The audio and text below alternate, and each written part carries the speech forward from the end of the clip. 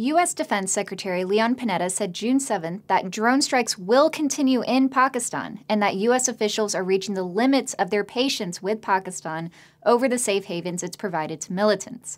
Panetta's stern message for Pakistan stood in marked contrast to his previous day's meetings in India, where he boasted of a fast-developing strategic partnership between Washington and New Delhi. Panetta is performing a classic American balancing act on the subcontinent by using its relationship with India to pressure Pakistan into cooperation.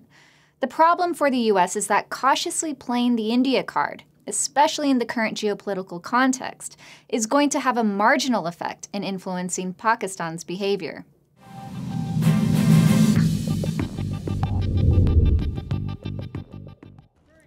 For the United States to follow through with its exit strategy for Afghanistan, the U.S. cannot avoid a negotiation with the two primary players in the conflict, Pakistan and the Afghan Taliban. A lot of critical disagreements are preventing that negotiation from moving forward, particularly when it comes to Pakistan's desire to halt U.S. unilateral drone strikes on Pakistani soil. From the U.S. perspective, there wouldn't be a need for those drone strikes if Pakistan upheld its end of the bargain of fleshing out high-value targets from its territory instead of protecting them. In trying to break that deadlock, the U.S. is attempting to penetrate a deeper fear in the Pakistani psyche. The idea that once the U.S. withdraws from Afghanistan and no longer regards Pakistan as a strategic partner, Pakistan will be left to fend for itself against its larger and more powerful U.S.-backed Indian neighbor. But that message doesn't seem to be carrying the same weight that it used to. The reality of a U.S.-India strategic partnership has already largely sunk in Islamabad. Pakistan can see that India is a democracy of more than 1 billion people with largely complementary business, political, and military interests as the U.S.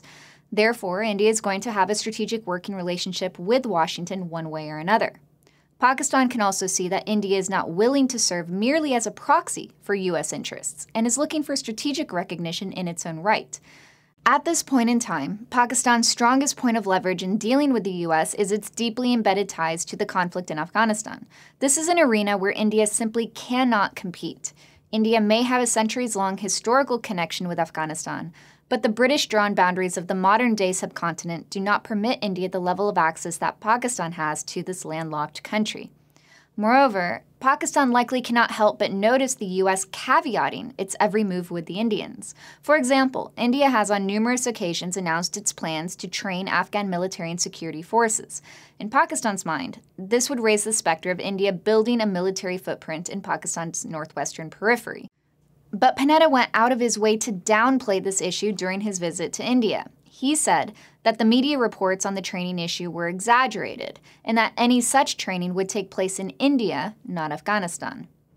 The caution that the U.S. is exercising in highlighting its ties with India will not go unnoticed in Pakistan. For now, Pakistan, through its intelligence, political, and militant links to Afghanistan, has the U.S. by the hook in the negotiations over a post-U.S. Afghanistan settlement.